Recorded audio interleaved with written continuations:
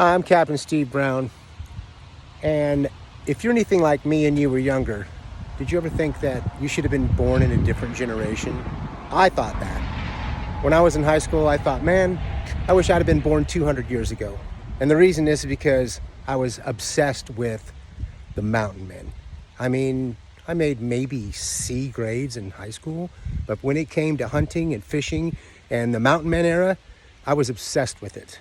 I'm standing right here at a boat ramp called Manuel Lisa on the Bighorn River. And the confluence of the Yellowstone is right down here, probably less than a mile. Let me tell you a little bit about why it's named Manuel Lisa. Manuel Lisa was a fur trader in St. Louis.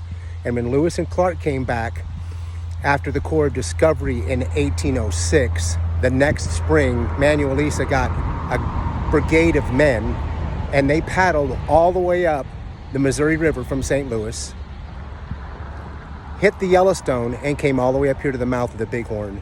And they built in 1807, in November, the first permanent structure here in Montana. The mountain men that followed, they ran into John Coulter. He was on the Corps of Discovery with Lewis and Clark. They had been trapping. John Potts was already gone back to St. Louis with the Corps of Discovery and paddled all the way back up with Manuel Lisa's brigade and then met up with John Coulter. They trapped this whole area for beavers.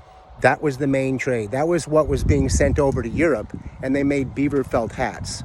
At that time, when Thomas Jefferson signed the Louisiana Purchase, the United States expanded 828,000 square miles. They ended up buying it for $15 million, which is roughly 530 million acres the United States was expanded by. $15 million was about 3 to 4 cents an acre. When they came up here and they were trapping all these beavers and hauling them back to St. Louis and then shipping them to Europe for hats because it was the fashion of the day, Thomas Jefferson, a very wise president, was charging tariffs. William McKinley, followed as president, was charging tariffs. Did you know that the United States had a zero deficit back then? Zero deficit, because we were charging tariffs to other countries, shipping our fur over there. And then a little time after that, they dropped the tariffs, and then other countries were charging us tariffs. That's why we're in the deficit that we are today. Anyway, my point is that John Coulter and John Potts became free trappers. Now, a company trapper from the Rocky Mountain Fur Trade that worked for the company trapped all year long, and then they brought all the furs back here, they skinned them out, dried them out, and hauled them all the way back to St. Louis, and then they were shipping them to Europe. A company trapper made between $2 to $3 a hide on a beaver pelt. A free trapper, which is much more prestigious, they made about $5 per pelt on their beaver hides.